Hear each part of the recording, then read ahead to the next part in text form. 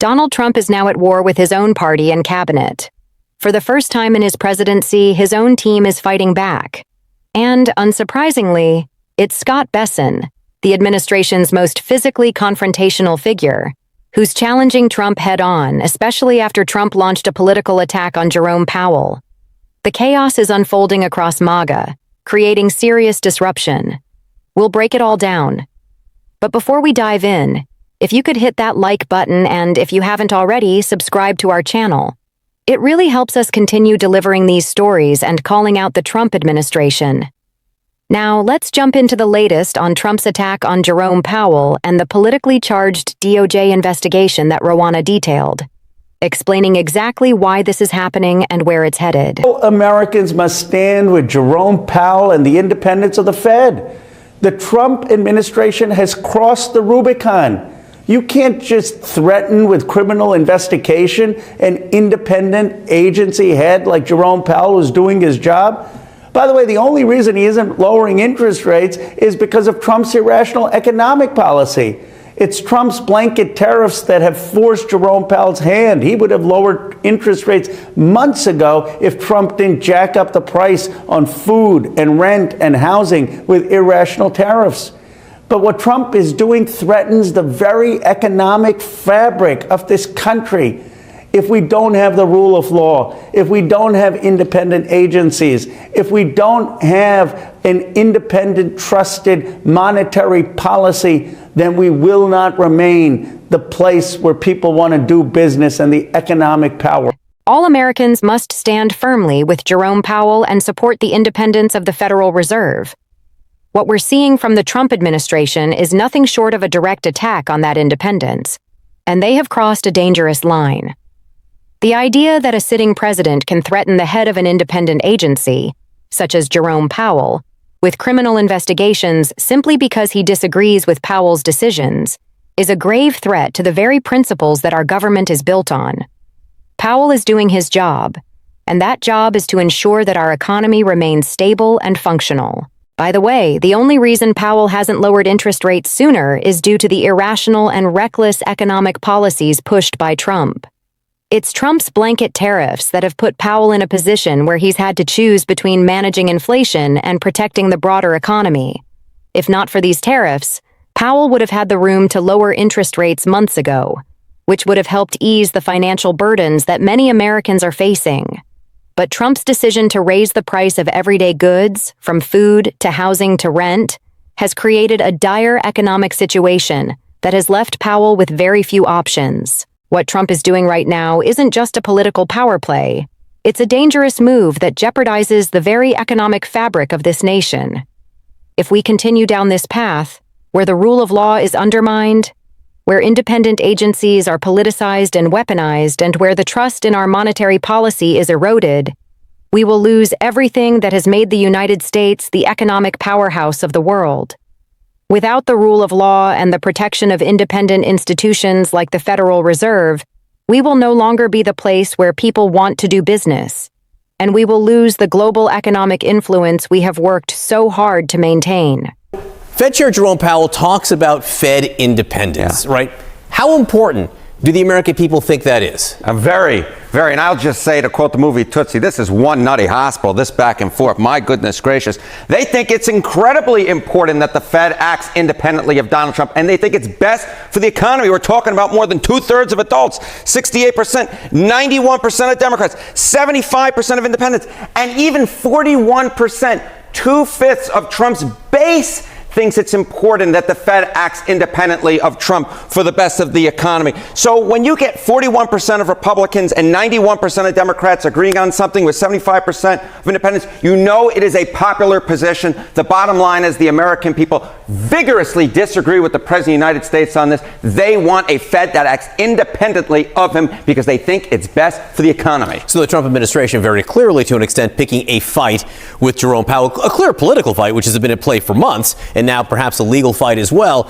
who do the American people sort of pick in that fight? Donald Trump is losing the political fight to Jerome Powell. I mean, you could just see it right here. Net approval rating per Gallup in December. Trump comes in at negative 23 points on the net approval rating, way underwater. Jerome Powell, not the most popular guy in the world, but at minus 3 points, he's actually the most popular guy that Gallup polled of any of the politicians, any of the folks in government. He is far more popular. Jerome Powell, the chair of the Federal Reserve, often emphasizes the importance of the Fed's independence. But how critical do Americans believe that independence is? Well, it's extremely important. To put it bluntly, the American people are crystal clear about this. They want the Federal Reserve to act independently, without interference from Donald Trump. In fact, it's one of the few issues that has broad bipartisan support. A staggering 68% of American adults believe in the necessity of an independent Fed, with 91% of Democrats, 75% of independents, and even 41% of Republicans, including 25% of Trump's base, agreeing that it's crucial for the Fed to operate free from political influence for the benefit of the economy. When you see 41% of Republicans, 91% of Democrats, and 75% of independents all in agreement, it's evident that this position is incredibly popular across the political spectrum. The bottom line is that the American people strongly disagree with President Trump on this issue. They want the Fed to do its job without political pressure, because they believe it's the best path forward for economic stability. And yet, despite this overwhelming support for an independent Federal Reserve, the Trump administration is clearly picking a fight with Jerome Powell. This isn't just a policy disagreement. It's a full-blown political battle that's been intensifying for months, and now it looks like it might even turn into a legal confrontation. So, in this battle, who do the American people stand with? The answer is clear. Donald Trump is losing the political fight to Jerome Powell. The numbers speak for themselves. According to a December Gallup poll, Trump's net approval rating is an eye-popping 23 points, deeply underwater. In contrast, Jerome Powell, while not universally beloved, has a net approval rating of 3 points, making him the most popular figure in government among those polled, even more so than Donald Trump. These numbers are significant. They show that, despite the drama surrounding Powell, he enjoys far more public support than Trump does.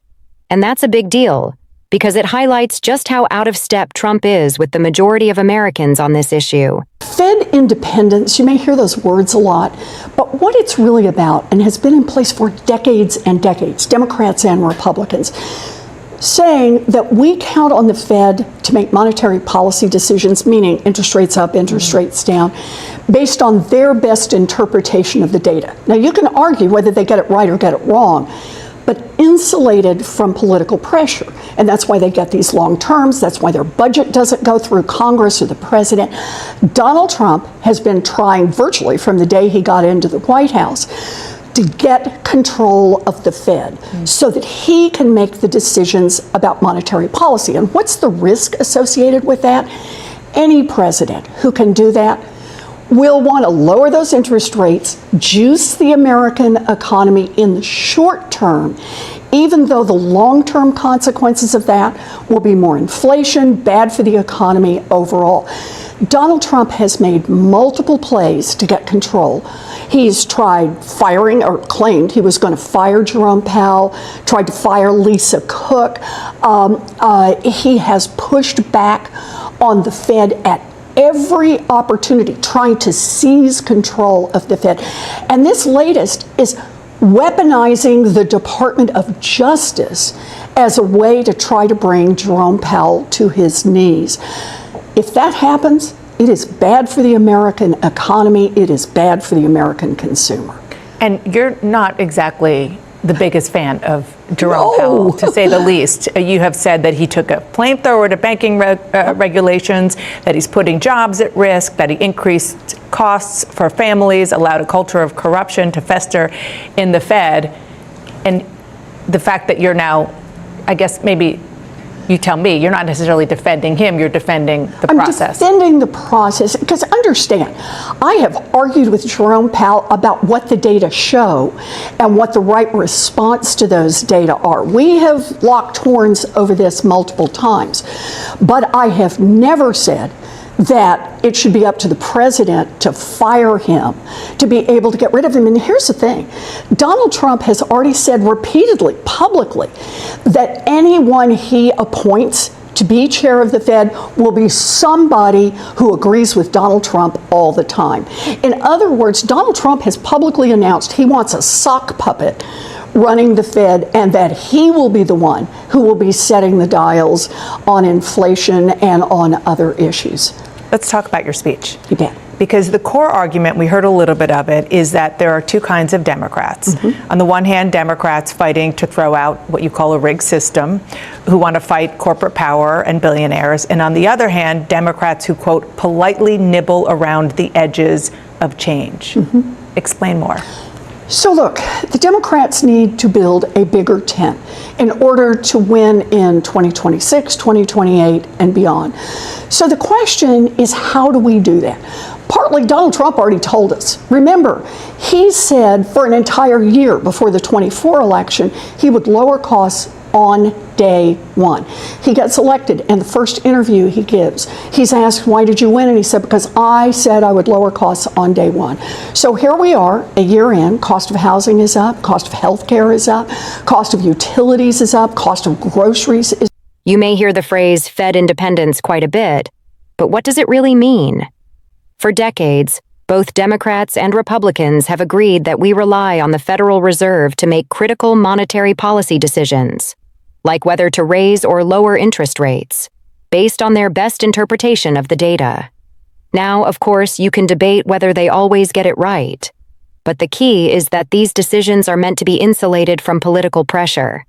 That's why the Fed chair serves a long, non-renewable term, and why the Fed's budget doesn't go through Congress or the president. But Donald Trump, from the very first day he entered the White House, has been working to take control of the Federal Reserve. And the danger of this is clear.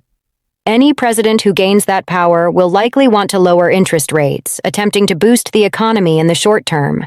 While that may provide some immediate relief, the long-term consequences, more inflation, for example, can be damaging to the broader economy. Trump has made multiple attempts to take control of the Fed. He's publicly threatened to fire Jerome Powell, the current chair, and even Lisa Cook. He's pushed back against the Fed every chance he gets. Now, his latest tactic seems to involve using the Department of Justice as a tool to pressure Powell into submission.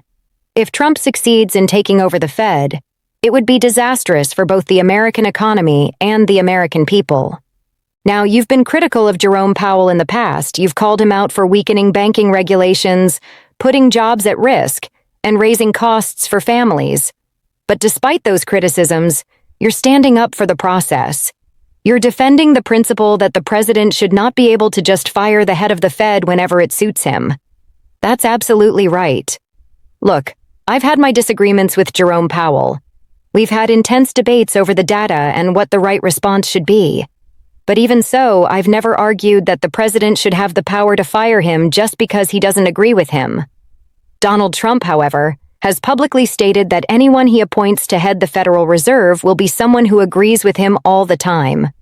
Essentially, Trump wants a puppet running the Fed, and he wants to control the levers on inflation and other economic issues himself. Now let's talk about your recent speech. You mentioned that there are two types of Democrats: those who want to challenge the rigged system and fight corporate power and billionaires, and those who, as you put it, politely nibble around the edges of change. Can you expand on that? Certainly. The Democratic Party needs to build a broader coalition if it hopes to win in 2026, 2028, and beyond. So the question becomes, how do we do that? Interestingly, Donald Trump has already given us some insight. For an entire year leading up to the 2024 election, Trump promised he would lower costs on day one if elected. And in his first post-election interview, when asked why he thought he won, Trump said, "Because I said I would lower costs on day one." Yet here we are a year later and the cost of housing has risen.